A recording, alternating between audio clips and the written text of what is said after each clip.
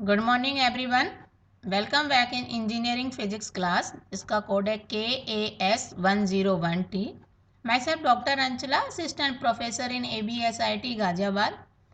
हम अपनी 4th unit discuss कर रहे हैं जिसका नाम वेव ऑप्टिक्स है। और आज के लेक्चर में हम इंटरफेरेंस इन थिन फिल्म्स, जिसको पैरेलल फिल्म भी कहते हैं, उसको डिस्कस करेंगे, जिसका आउटकम है describe interference due to thin films. तो आज का जो हमारा हेडिंग है वो है इंटरफेरेंस इन थिन फिल्म, जिसको हम पैरेलल फिल्म भी बोलते हैं। तो हम हेडिंग डाल लेते हैं इंटरफेरेंस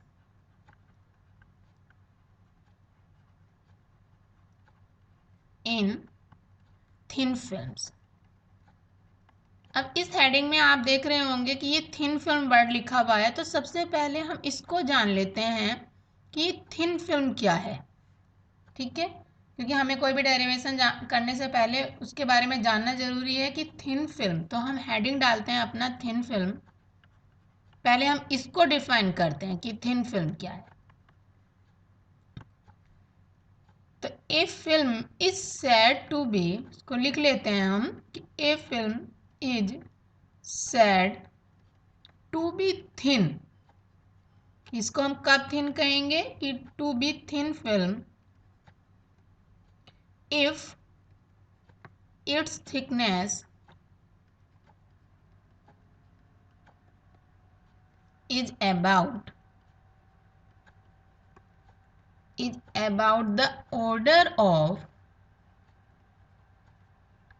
one wavelength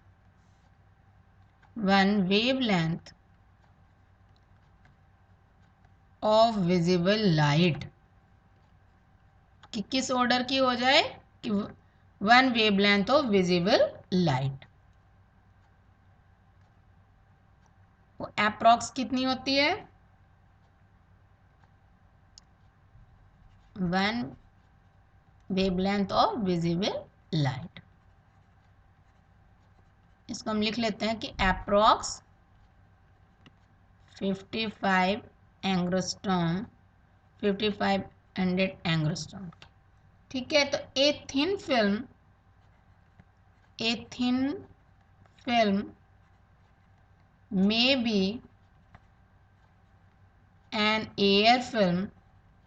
ये क्या हो सकती है? एक एयर फिल्म हो सकती है।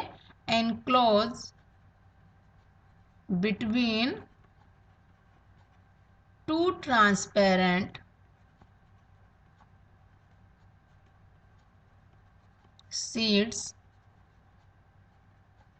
और इसका दूसरा एग्जाम्पल हो सकता है और ए सॉप बबल। इसके कई सारे लाइव एग्जाम्पल हैं। ठीक है, जैसे when a thin film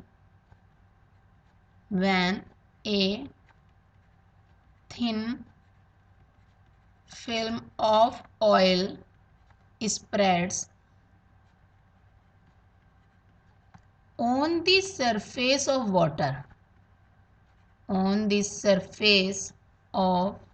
water and is exposed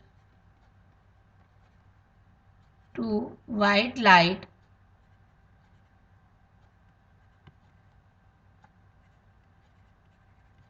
beautiful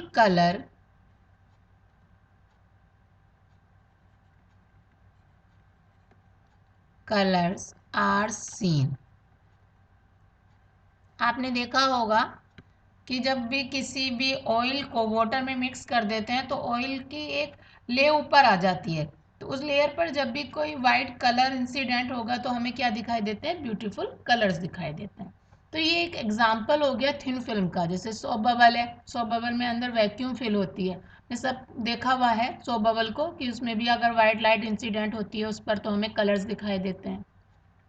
तो सॉप बबल एंड ये oil layer is a example of thin film. तो आज हम थिन फिल्म में ही इंटरफेरेंस को डिस्कस करेंगे, क्योंकि ये सब फिनोमेना किस वजह से हो रहे हैं? जो कलर दिखाई दे रहे हैं ड्यू टू द इंटरफेरेंस। तो आज का जो हमारा टॉपिक है वो यही है कि इंटरफेरेंस इन थिन फिल्म, जिसको हम पैरेलल फिल्म भी बोलते हैं। तो ऑप्टिक्स में जो सबसे ज़्यादा इम्पोर्टेंट होता है कि इस डेरिवेशन को हम ड्राइव करेंगे, सबसे मेन इम्पोर्टेंट बात होती है उसका डायग्राम। तो सबसे पहले हम इसमें क्या कंसीडर कर रहे हैं उसको लिख लेते हैं कि consider a thin transparent thin film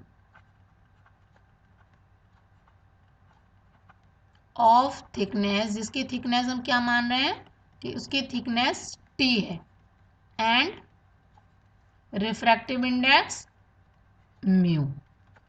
तो हमने एक ऐसी ट्रांसपेरेंट थिक फिल्म को कंसीडर कर लिया जिसकी थिकनेस T है और रिफ्रैक्टिव इंडेक्स म्यू है। यहाँ पे मैंने एक डायग्राम ड्रॉ किया हुआ है, इसको समझ लेते हैं कि इस डायग्राम में जब लाइट जो है लाइट रे एस ए इंसिडेंट होती है एट द एंगल ऑफ आई पर, तो ये पार्शियली रिफ्लेक्टेड हो जाएगी एंड पार्शियली ट्रांसमिटेड हो जाएगी।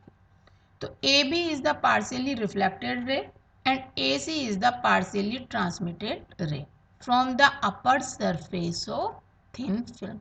बेसिकली ये एक थिन फिल्म है जिसकी थिकनेस टी है। ऐसे इज इंसिडेंट लाइट कौन किस एंगल पर, आई एंगल पर। यहाँ से ये पार्शियली रिफ्लेक्टेड हो रही है, पार्शियली ट्रांसमिटेड हो रही है। तो A B is the reflected light and A C is the partially transmitted light. अब यहाँ पर जब भी हम इंटरफेरेंस की बात करते हैं तो हमें पाथ डिफरेंस कैलकुलेट करना होता है।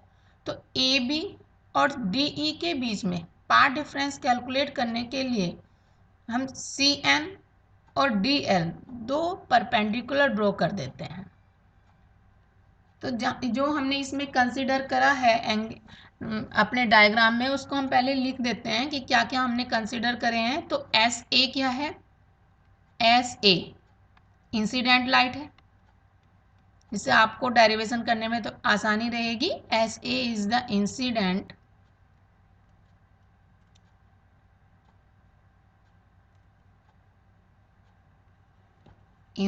Beam on the upper surface. कहाँ पर हो रही है ये, on the upper surface of the film. ये आपकी इंसिडेंट लाइट हो गई। और ए बी क्या है, ए बी ये A B is the reflected light, light reflected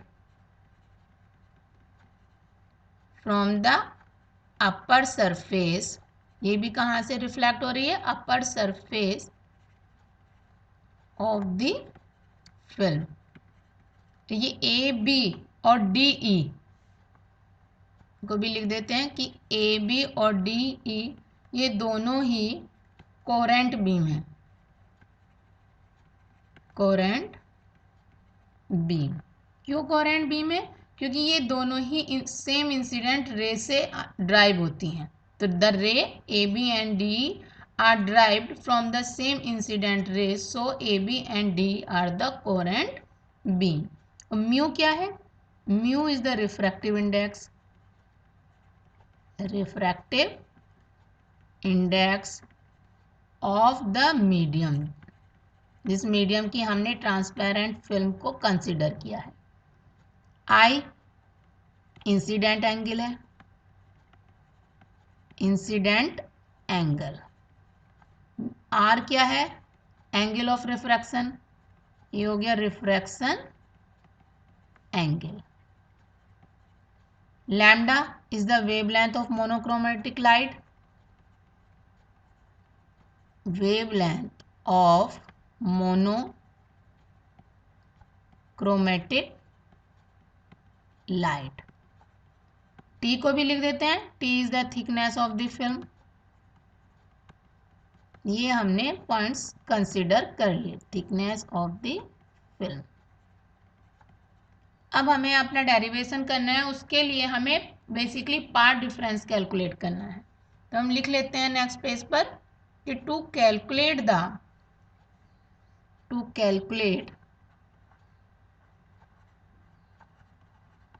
the path difference कौन कौन सी रे के बीच में हम पाथ डिफरेंस कैलकुलेट कर रहे हैं? A B and D E के between A B and D E the perpendicular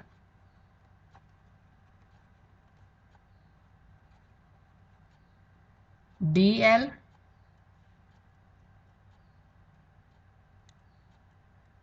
perpendicular DL and CN are drawn on AB and AD। इस पर परपेंडिकुलर ड्रॉ कर दिए। तो हम ऑप्टिकल पाथ डिफरेंस निकाल लेंगे। ये ऑप्टिकल पाथ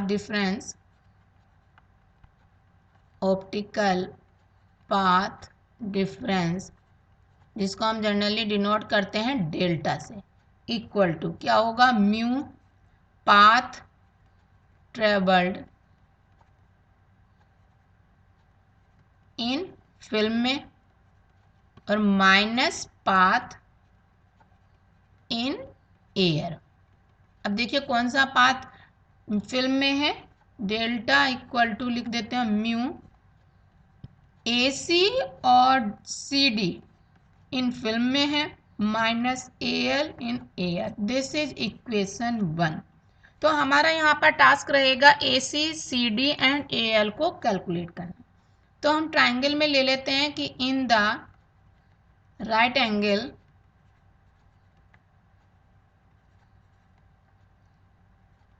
कौन कौन से एंगल ट्राइंगल हैं? ACN and CND। वहां पर आप देख सकते हैं कि जो एंगल है ACN इक्वल है NCD के, और किसके इक्वल है? ये एंगल ऑफ रिफ्रैक्शन R के।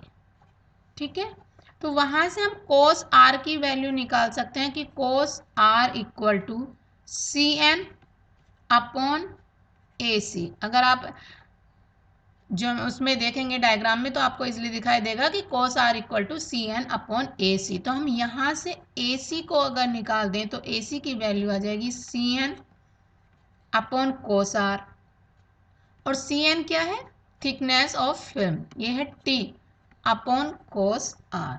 इसी तरीके से हम देन CD किसके इक्वल है? AC के इक्वल है, तो AC इक्वल टू लिख सकते हैं हम CD equal to T upon cos R। में दोनों की वैल्यूज मिल गई तो हम क्या लिख सकते हैं कि AC प्लस CD।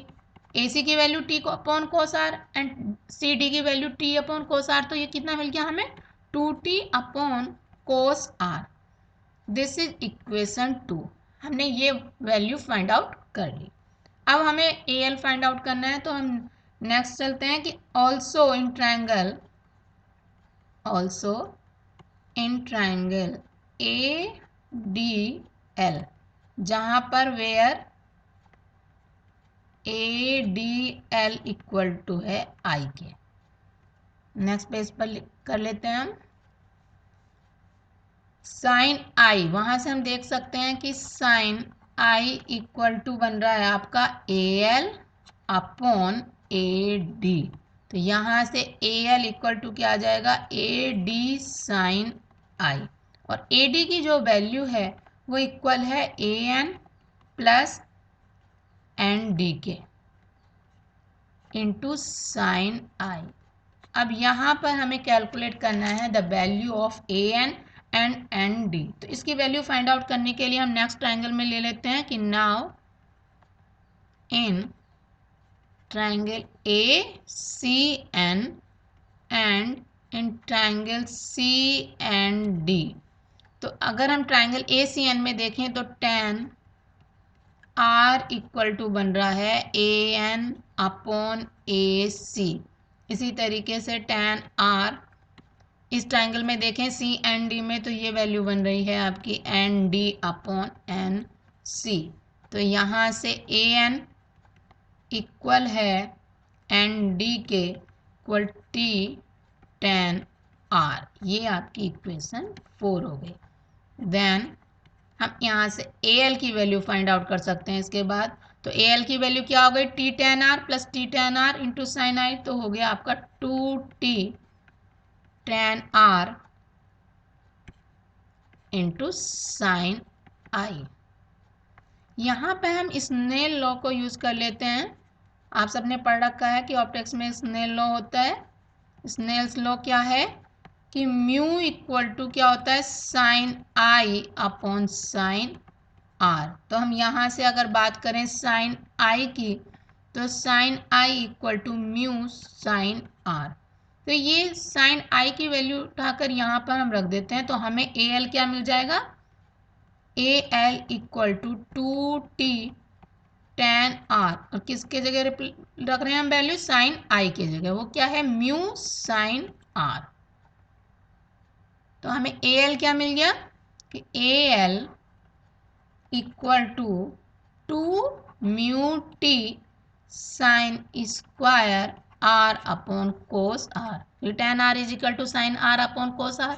ये इक्वेशन आपकी फिफ्थ हो गई। अब जो हमें ये वैल्यूज़ मिली हैं A C C D and A L की, इन सब की वैल्यूज़ को हम सब्स्टिट्यूट कर देंगे इक्वेशन 1 में। हम उसके लिए लिख लेते हैं कि सब्स्टिट्यूटिंग द वैल्यूज़ ऑफ, सारी वैल्यूज़ फाइंड आउट कर ली, of A C C D and A L. और कौन कौन सी इक्वेशन से मिली हमें, from equation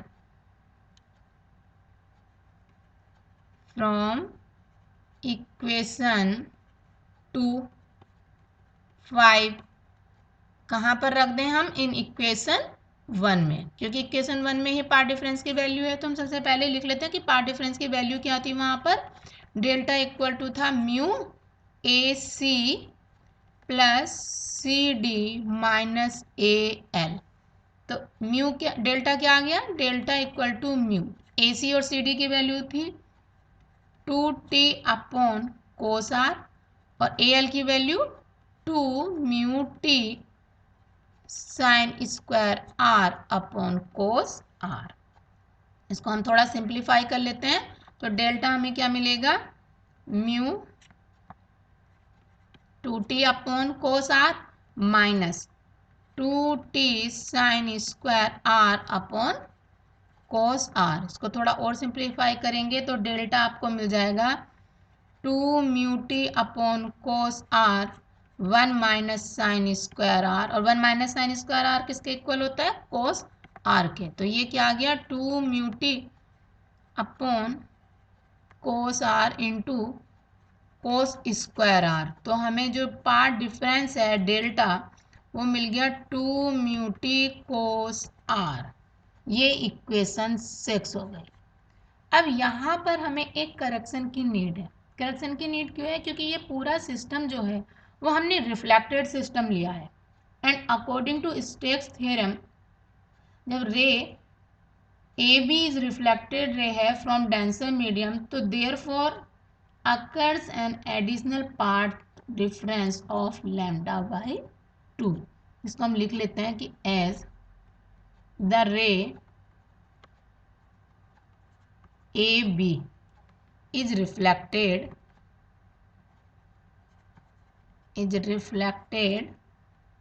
ray from a denser medium,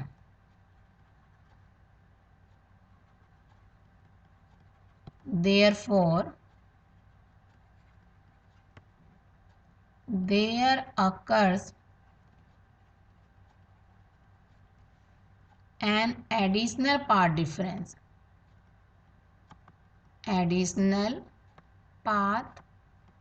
difference of lambda by 2। और किसके अकॉर्डिंग है, ये स्टोक्स लॉ के। ये आपकी बुक में अलग से दे भी रखा है, इसको आप पढ़ सकते हैं। तो जो हमारा ऑप्टिकल पाथ डिफरेंस हो जाएगा वो कितना हो जाएगा, फाइनली ऑप्टिकल पाथ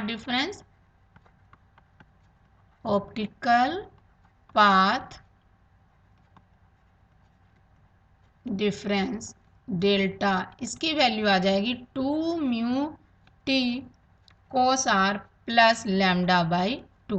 इसको माइनस लैम्डा बाई 2 भी लिखा जा सकता है, अब हमारा मेन टास्क है यहाँ पर कंडीशंस निकालना मैक्सिमा और मिनिमा की। आप जानते हैं कि in case of constructive interference हमें मैक्सिमा की कंडीशन मिलती है और in case of destructive interference we find condition of minima. तो हम हेडिंग डाल लें अपना कंडीशन ऑफ मैक्सिमा। कब मिलेगी? जब कंस्ट्रक्टिव इंटरफेरेंस होगा। Condition of maxima. और ये जो कंडीशंस हैं ये रिफ्लेक्टेड सिस्टम में है। हम लिख सकते हैं यहाँ पर इन रिफ्लेक्टेड सिस्टम। ठीक है। आप जानते हैं कि two rays will produce constructive interference if the path difference between two is an integral multiple of lambda.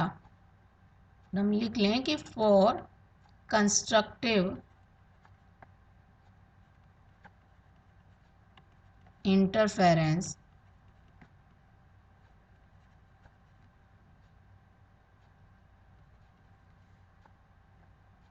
Part difference किसके इक्वल हो जाएगा? 2μt cos r plus lambda by 2 is equal to n lambda के। तो यहाँ से simplify करें तो हम 2μt cos r आप हमें क्या मिल जाएगा? 2n-1 into lambda by 2। यहाँ पर n क्या है? 1 2 3 एंड सो ऑन। इसको हम 2μt cos r equal to 2n+1 भी लिख सकते हैं। तब n की वैल्यू क्या हो जाएगी? 0 से स्टार्ट हो जाएगी। ठीक है। तो this is the condition of maxima in case of reflected system. इसी तरीके से हम कंडीशन ऑफ मिनिमा निकाल सकते हैं। कंडीशन ऑफ मिनिमा वो कब मिलेगा? जब डिस्ट्रक्टिव इंटरफेरेंस होगा। तो उस केस में पार्ट डिफरेंस किसके इक्वल हो जाता है? कि part difference is equal to an odd multiple of lambda by 2। तो 2μt cos r किसके प्लस लैम्डा बाई 2 किसके इक्वल हो जाएगा? 2n+1 इंटू लैम्डा बाई 2 के। तो यहाँ से ये जो वैल्यू आ गई, ये वैल्यू आ गई 2μt cos r plus lambda by 2 equal to 2n+1। यहाँ से क्या कंडीशन मिल गई? 2μt cos r equal to n lambda. ये कंडीशन हो गई मिनिमा की। तो हमने रिफ्लेक्टेड सिस्टम में मैक्सिमा की और मिनिमा की दोनों की कंडीशन फाइंड आउट कर ली। अगर इसी तरीके से हमें ट्रांसमिटेड सिस्टम के लिए निकालनी हो तब भी हम कंडीशंस निकाल सकते हैं मैक्सिमा एंड मिनिमा की। उस केस में ट्रांसमिटेड सिस्टम में there is a no phase change या there is a no path changes. Path difference में कोई चेंज नहीं होता। तो जो हमने बेसिकली पहले पार्ट डिफरेंस निकाला था delta equal to 2μt cos r वही रहता है उसमें। तो हम लिख सकते हैं कि रिजल्टेंट पाथ डिफरेंस को हम डायरेक्ट लिख सकते हैं सिमिलरली करके कि रिजल्टेंट पाथ डिफरेंस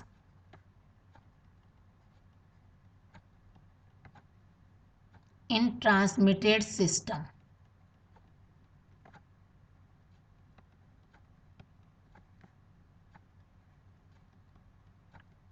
कितना हो जाएगा? डेल्टा, उसमें कोई एडिशनल पार्ट डिफरेंस नहीं होता, 2μt cos r। इसके लिए भी हम कंडीशंस लिख सकते हैं मैक्सिमा और मिनिमा की। Condition of maxima. तो यहाँ पर मैक्सिमा की कंडीशन क्या बन जाएगी? 2μt cos r equal to n lambda. और ये क्या थी? ये कंडीशन बन गई मैक्सिमा की in case of transmitted system. इसी तरीके से अगर हम कंडीशन लिखें मैक्सिमा मिनिमा की, कंडीशन ऑफ मिनिमा, वो कंडीशन क्या है? 2 mu T cos r equal to 2n plus 1 lambda by 2, या इसी को हम लिख सकते हैं 2 mu T cos r equal to 2n minus 1 to lambda by 2। यहाँ पर n स्टार्ट होगा 0 से और यहाँ पर n की वैल्यू स्टार्ट होगी 1 से। ये कंडीशन है मिनिमा की in case of transmitted system. Main बात है ये कि ये जो कंडीशंस मैं लिख रही हूँ ये ट्रांसमिटेड सिस्टम में है। तो हम देख सकते हैं आसानी से जो हमने कंडीशंस निकाली थी मैक्सिमा और मिनिमा की in case of reflected system, transmitted system में बिल्कुल उसके अपोजिट आती है। जो कंडीशन मैक्सिमा की थी रिफ्लेक्टेड सिस्टम में वो यहाँ पर मिनिमा के लिए है, जो यहाँ पर मैक्सिमा के लिए है वो वहाँ पर मिनिमा की थी। तो हम इससे कह सकते हैं कि interference pattern in reflected system and transmitted system are complementary each other. लिख देते हैं हम, hence the interference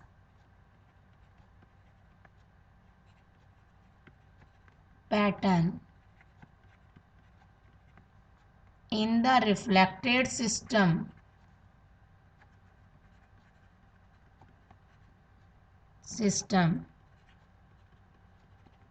and transmitted system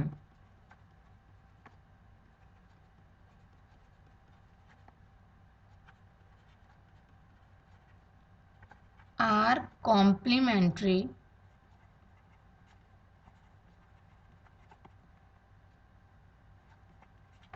with each other।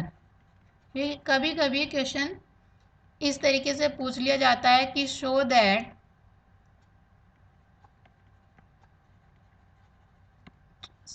the reflected system and transmitted system are complementary each other। तो इस तरीके से हम इसको शो कर सकते हैं कि पहले हमने रिफ्लेक्टेड सिस्टम में कंडीशंस निकाल ली, देन उसके बाद हम ट्रांसमिटेड सिस्टम में सिमिलरली लिख दें और उसमें शो कर सकते हैं कि मैक्सिमा और मिनिमा की कंडीशन दोनों की एक दूसरे से अपोजिट है। So the interference pattern in reflected system and transmitted system are complementary with each other. तो ये एक लॉन्ग आंसर टाइप क्वेश्चन आता है एग्जाम में आपका। इसको अच्छे से आप अपनी नोटबुक पर नोट कर लीजिए और इसको करने की प्रैक्टिस कीजिए। Thank you.